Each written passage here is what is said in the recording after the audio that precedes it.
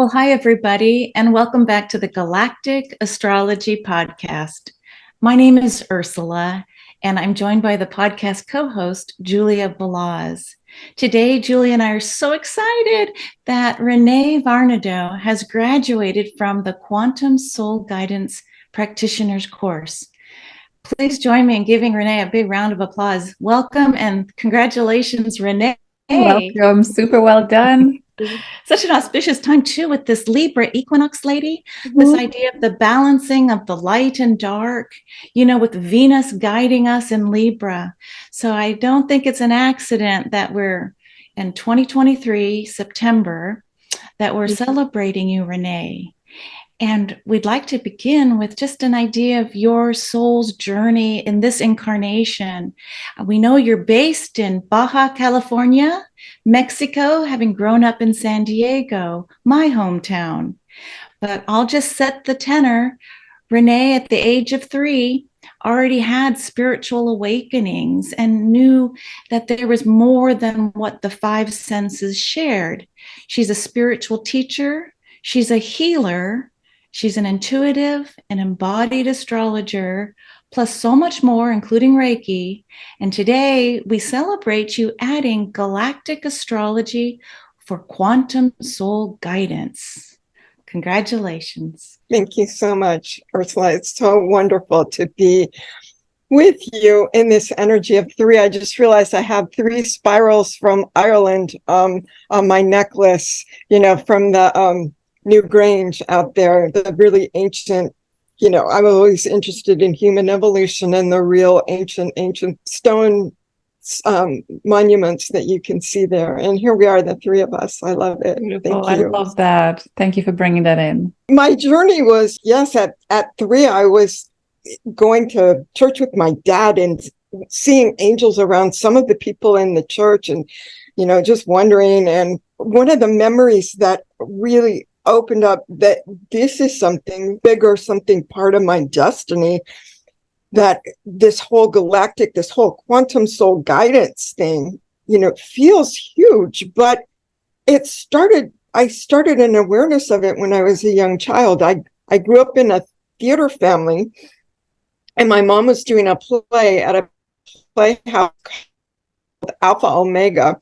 After I started learning astrology, I recognized that because I have beginning and ending degrees in my charts, that Alpha Omega moment was really, really important for me. And I remember seeing her for the first time at like age 2, 3 in a play. And it was really disturbing to me to see my mom showing this completely different personality and going through this really intense, traumatic, emotional experience on the stage. And I started crying, and my dad took me outside and was holding me up.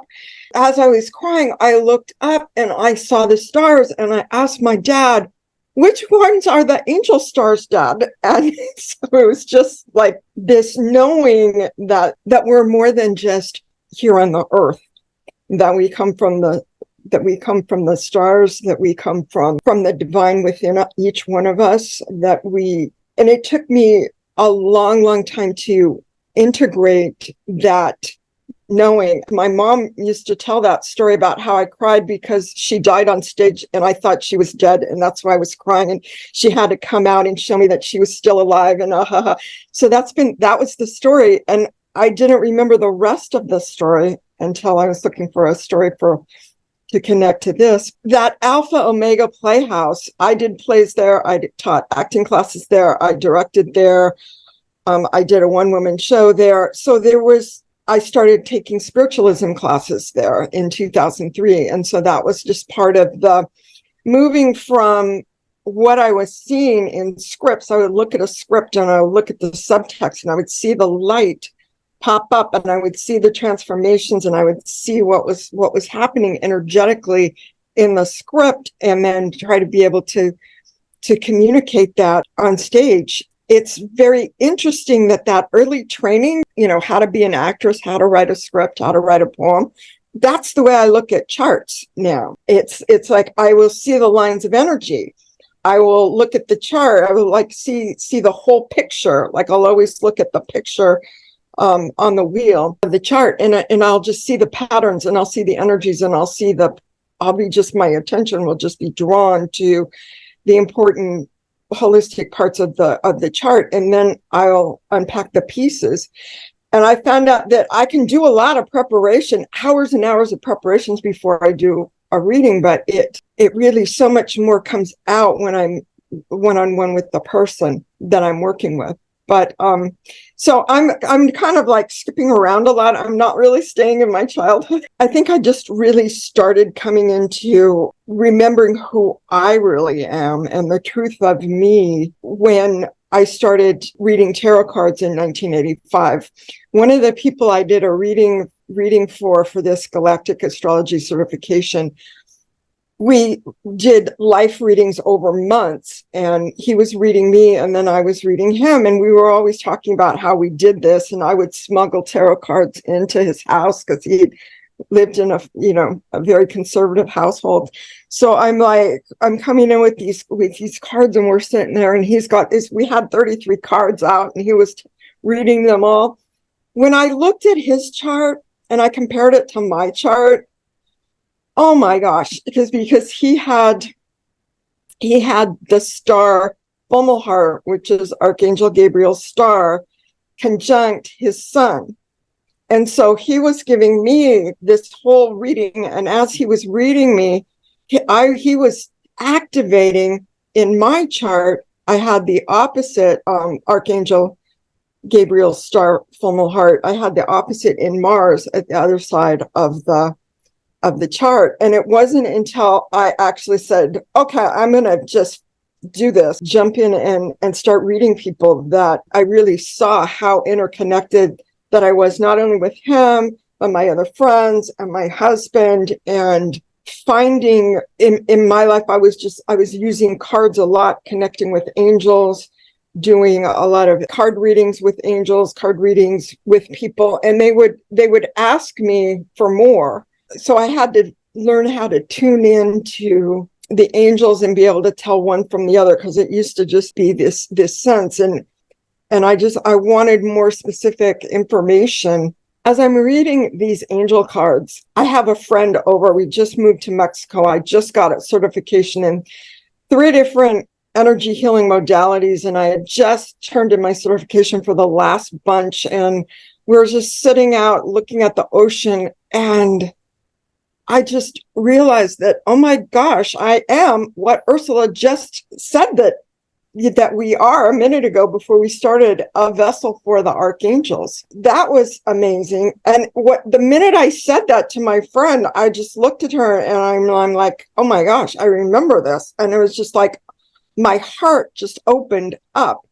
And it just like this huge download and a huge opening that took me like a long time. This clearing that happened and this realization that happened.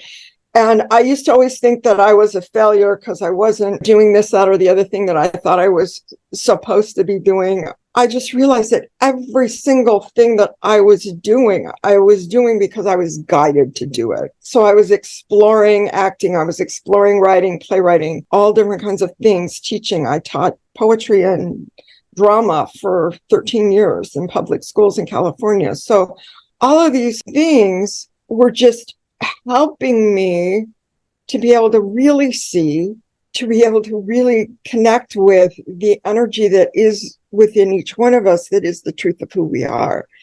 And it took me a long time to unpack the moment of that experience. And I got interested in astrology right after I created my own card deck based on, that was the first thing that I thought, okay, this is what I'm going to do. Right after that opening, I'm going to create a card deck, and I'm going to have all of my moments of revelation in the card deck. And then I created a soul portal map, because I was like, okay, there's no map. I'm on my own. This is my journey now. It's, how do I do this? And I started to understand the creative process, and I had 7 different points. And I started to realize that all of these periods of depression or addiction that I was suffering under because of my really strong Neptune were actually me not understanding how to use the phase of potentiality, which is just before the new moon. So I used that soul portal map for a while to help me through until I discovered astrology. And I was just like guided to jump into this really, this program of collective of astrologers, and learned all kinds of different astrology techniques. My husband would just be like, oh my gosh, I'm spending 3 hours a day for 3 years learning astrology, all these different techniques, all this different stuff. But it was just, I finally got my first professional astrologer was looking at transits, and I'm like, okay, I've got a transit for you. And I remember the date of this opening, and then I said, oh, well, I had another opening back when I was 18. So let me write those, since she'll take 2 dates, let me write those down. So when I got in my reading with her, she said, those transits are the same transit. And I'm, what? What do you mean they're the same transit? And it's like, yeah, Uranus was transiting your Neptune both, you had a Uranus transiting Neptune. And I'm like, oh my gosh. So the first time was a conjunction, and the second time was an opposition. But it was just like, because Uranus moves real slow. But that was a big, huge aha for me. And I really wanted to start offering people how to read the moments of spiritual awakening, like those moments within where everything changed. And so, and in my certification packet, I wrote about one of those for one of my friends. And it was just to be able to cast light on something that can be so profound is amazing. But it wasn't until I saw Julia, and Julia got brought into this group of astrologers I was studying with, that I just went, oh my gosh, because I was feeling this sense that I could travel to the stars, because I was doing this on a shamanic journey. And then eventually, it took me a long time, but I could open up the star constellation. So the first one I did was the square in the Pleiades. I'm like, okay, so this is a real thing then. It's something that you can really do. You can really step into and get information from the stars and the constellations and the patterns. The fact that she did enough research to match what somebody was perceiving on a soul level with actual points in their chart, in their astrology, was amazing to me, because it was just proof that what you were seeing on a soul level that is so hard to communicate to other people has a basis in fact. You've got Jupiter on this point, you've got the sun on so there's just, I had to jump in immediately. And of course I skipped down and looked at how I cheated and went ahead and said, okay, so what is my chart? Let me see, let me figure this out. Okay, let's get down to the brass tacks here. And when I first saw my chart, I was just like, wow, okay, I've got all 4 archangels in here, either in conjunction or opposition. No wonder I so connected to archangels and started teaching archangel classes and all of this stuff, and belong to a spiritualist church where you're guided by angels and you give messages. So, okay, that makes perfect sense. There's like actual proof that this sense that I have of feeling a connection to the angels is for real. And then I look, when I started listening to, the Q&As in the class, we did one of the first ones that I listened to. Julia, you were talking about cosmic points. And I realized that this Uranus Neptune transit was right on one of the 4 cosmic points. It was right on Shapley Attractor. And what I realized was, oh my gosh, no wonder it was so overwhelming for me. No wonder it was so amazing that the downloads didn't stop for 10 days. I was friggin' on Shapley. And then as I looked more, I realized that on that day, the sun was right on Arcturus. As I looked in astrology more, I realized that my Venus star point, which is like pre-birth, was right on the star Arcturus. So I'm finding all of these things, plus the nodes were horizontal in my chart while this vertical axis was happening, and I was just having this circle of spirit, cross of matter thing happening. My husband thought I was going crazy, but after a while, he just let me write it out. He trusted that something was going on that needed to, complete and work through. And I just feel like I want to be of service to other people who have these really intense cosmic points in their chart, who have these intense awakening moments, who have archangels there to help them, and they're not sure how to connect to them. So that's what I'm passionate about coming forward with. Yeah. I'm sure I'm going to do this thing. Wow, Renee, that is an exquisite story and journey. And if you don't mind, I would love to share a visual with everybody. Let's see. Now, this is something that you created. It's a star family vision board. I'm going to go ahead and let you, I think the visuals will help other people understand. What is she talking about? Yeah, that would be good. Yeah, so the royal stars, the first one in the corner, the upper corner of Regulus, that's one of the 4 royal stars, and that's Archangel Raphael, and that's the healing. And my Pluto is on Regulus, so it's at 29 degrees. So it's just really, when I saw, that was another thing when I first looked at my chart, and I saw that, we're looking at Pluto for like origins. It just made perfect sense. That was like Regulus right there in that star. And then if you go to the other corner, I put this 4 archangel stars in the corner, just like the tarot has the symbols of the archangel, of the 4 royal stars and the archangels in the corners of the 10 and the world card, the Wheel of Fortune and the world card. But the next one is Full Heart, which is the card, the star I was talking about that my friend had right on his sun, and that he activated the opposition that I had with my Mars. And it really opened up my whole ability to do what Archangel Gabriel is so brilliant at, is give messages, and either through writing or communication or whatever. So that is Full Heart. And then this one, there's 2 at the bottom. One of them is Aldebaran, which is the Archangel Michael's star, and the other one is Archangel Uriel, which is Antares, which is this like big, there we go, this big, huge star. And there's so much power. I mean, one of the people I was reading for in this certification has this really strong connection to Antares. And so the 2 of us together talking about Antares was really, really powerful. Just to be able to know that door and be able to open that with her was incredible experience. Helped me understand Antares better and helped her clarify a whole bunch in her life. Because when you really see this, it's like getting that higher perspective that I always craved earlier in my life. I wanted to understand the depths and breadth and height my soul could reach.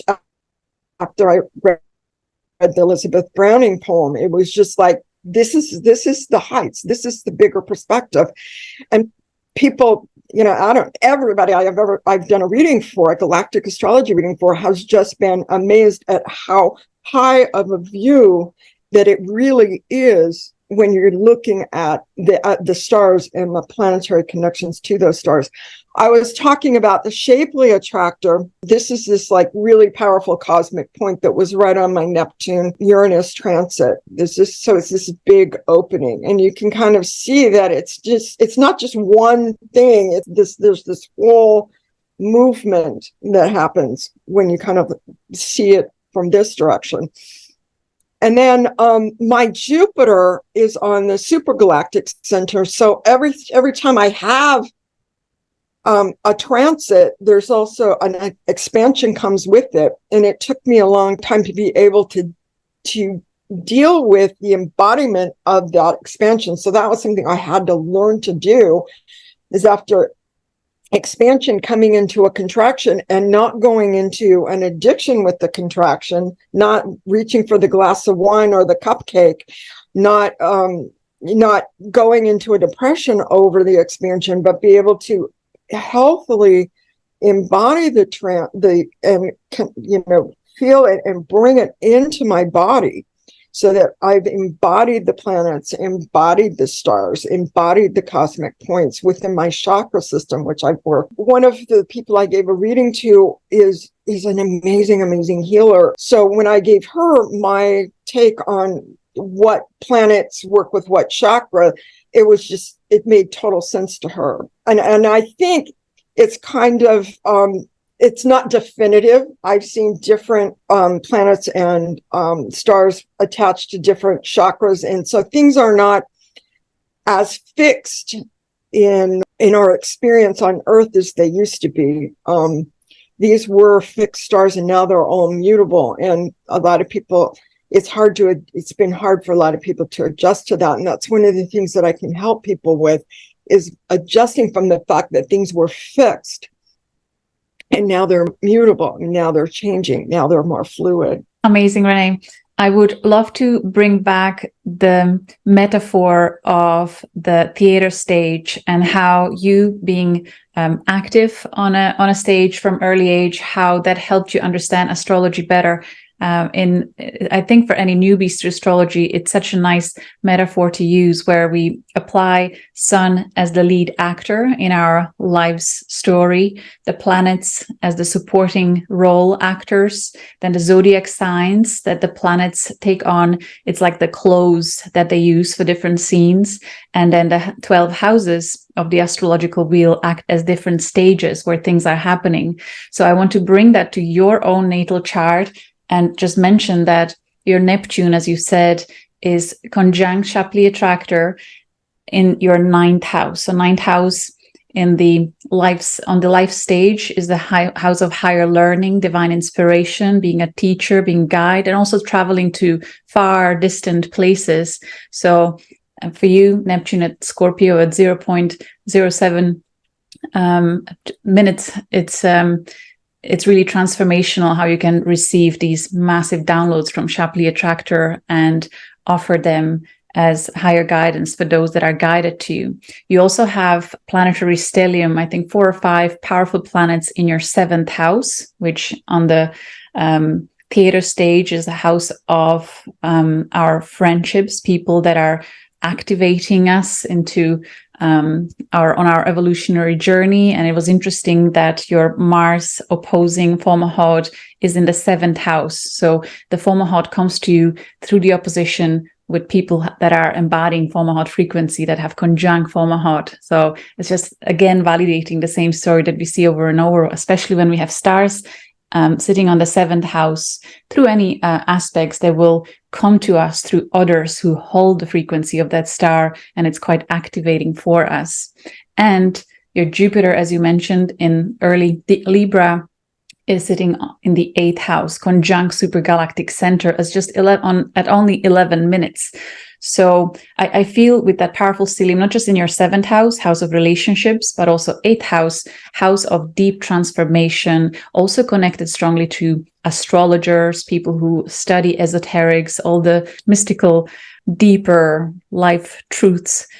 You know, you're passionate about all that. Jupiter is really expanding your awareness of the powerful transformation that can come to us as we expand our consciousness. So for you, I feel, and then as well, Saturn on your 10th house with conjunction to Antares, Archangel Uriel. I think you have just such a powerful house of key celestial bodies that are making you a perfect candidate for being a quantum soul guidance practitioner and supporting people in really extraordinary ways. And I love the niche that is developing here through your unique experience, helping people understand their most profound transformational and spiritual experiences. I love it. I'm so high right now.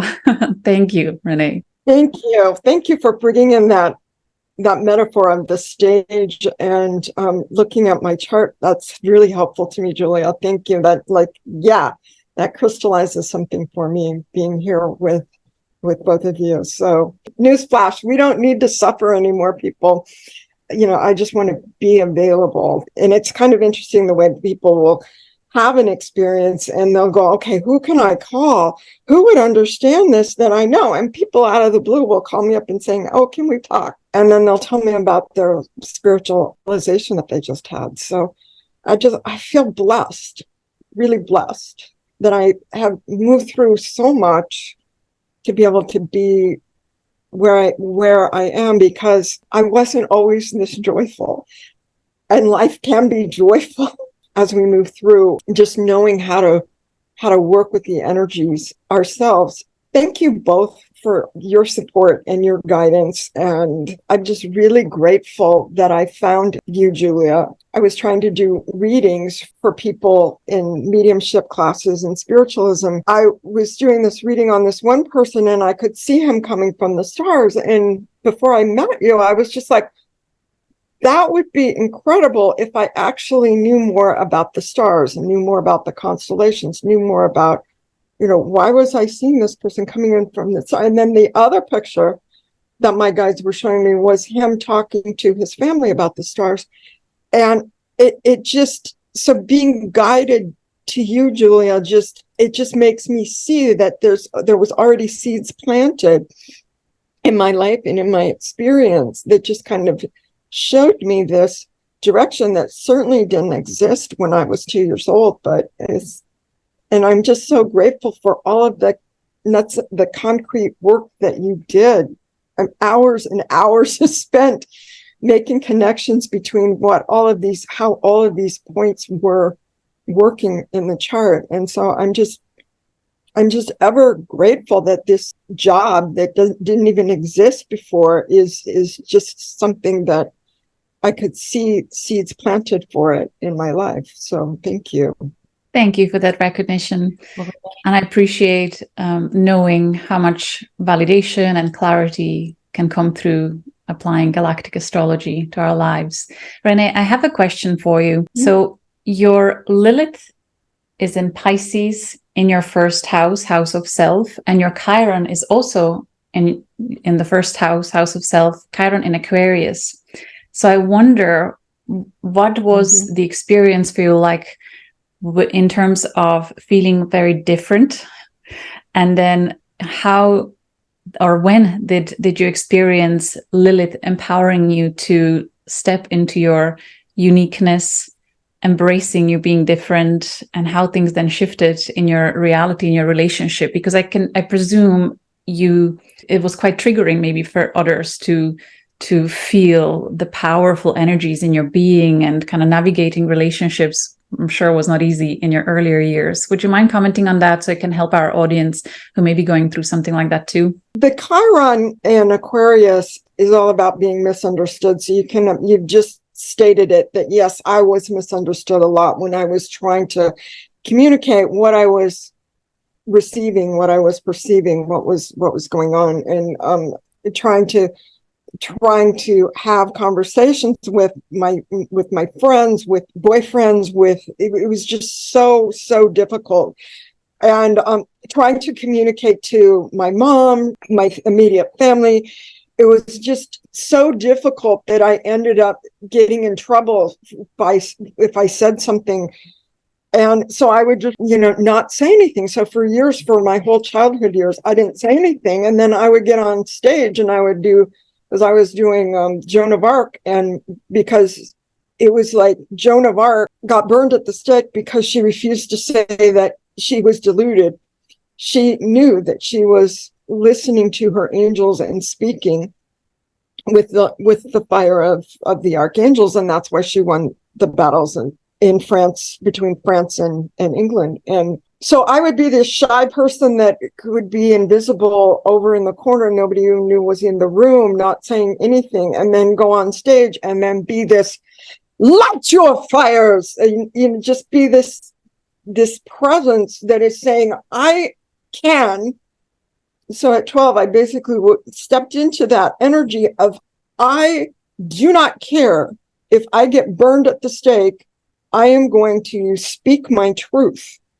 And of course, that worked while I was on stage. So I could be having anxiety attacks, be in a depression in my everyday life, go on stage and just be dynamic. It took actually 3 certifications in energy healing to actually be able to heal my chakras and to heal my energy and to create within this body enough capacity to bring through information in a way that would make sense to other people. And especially if I have something to look at, like a chart, and I'm seeing something and can point to it, it sounds much more real to the person that I'm talking to. So, but I didn't have anything to point to. I didn't have, back in those days, I didn't have any frame to take people through. And it was like when the pandemic hit, a lot of people needed hope, and I just sensed that the coronavirus was helping us with our soul evolution on the planet. And I knew this. And so I felt like my job was to bring hope and healing to everybody. So I just had a chance to, what the heck, I'm just going to say it. The only people that are showing up for this thing, for my classes, are people I know, and they keep coming back and watching it again. So I'm just going to keep talking. And it was the series of me talking through 6 decades of not saying anything. That took about 2 years. And now I'm finally able to give information focused on what other people's soul journeys are, which is like completely fascinating, seeing from different perspectives what their journeys are, and being able to come through, focus on what somebody else needs, and then being able to focus on, okay, well, this is going on for me in my chart, but what's happening for everybody right now? Oh, everybody's experiencing a new moon. Everybody's experiencing an eclipse. Everybody's experiencing this. So, this is a perfect time to talk about this really deep subject as we go into eclipse season. Or this is a really good time to talk about balance as we just went into the equinox. So I've been able to step into the divine timing of the current transits to be able to communicate some of the things that I feel and sense. People are responding to that. Well, such a treat to hear your journey, Renee, and to see your star family vision board. This idea of you embodying the energies as a vessel for the archangels. This is powerful medicine. It's almost like, here's the vessel. Who would like a drink? When you're ready, you call in the healer. And that's what feels like it's coming in for you. I would just add a vessel for the divine as well to that layer of the archangels, because these star families and there's all this energy for the greater good that seems so powerful. It's like before you couldn't talk. Now it's like full blast. It's like fantastic. Open channel. Here we go. So I know that we're going to be sharing your website. So thank you, Renee, for sharing your journey. And I trust that it will inspire listeners in the future who also might want to take a look at, if you're questioning, I love astrology, or I've always wanted to know, what's this about? The calculator that Hector and Julia have brought forward allow many of us to find the proof of our cosmic soul's journey. So thank you so much, ladies. Such a pleasure. I would have closed this. It was such a perfect closing, but I want to highlight the vision board that we shared earlier. The idea came from Ursula herself. I was hoping you will mention it, Ursi, but in your humble heart, you just slided through it. So it was a beautiful initiative. So it was a beautiful initiative coming from Ursula for our class, where you suggested, why don't we bring more visual expression to what we see in our galactic astrology chart. So I encourage our viewers to look at their natal chart, see what stars are aligned if you use our galacticastrochart.com calculator for free, and especially the conjunct alignment, or any stars really that are maybe mostly present in your chart, whichever stars you feel most drawn to, find their picture online, put them together in a collage, whatever program you want to use for that. And then it's just a nice way to connect deeper with your multi-galactic star family. Would you like to add anything to that tip, Ursula? I just would echo what Renee said. When you actually if you're visually inclined, especially when you actually see the image, it speaks to you. It's almost like this reverberation. Oh yeah, I have a conjunction with the 4 archangels from Regulus, Fomalhaut, Antares, and Aldebaran. And so when you're new to this language, having that visual, just the galactic image, and Renee, you found some great pictures, and then feel free to add more. It's really your star family reunion. It's time. It's 2023. They're knocking, they're waiting for the invitation to play. I love it. I love you all. Thank you so much for watching. We'll see you again soon. Well done, Renee. Thank you. Congratulations. Bye for now.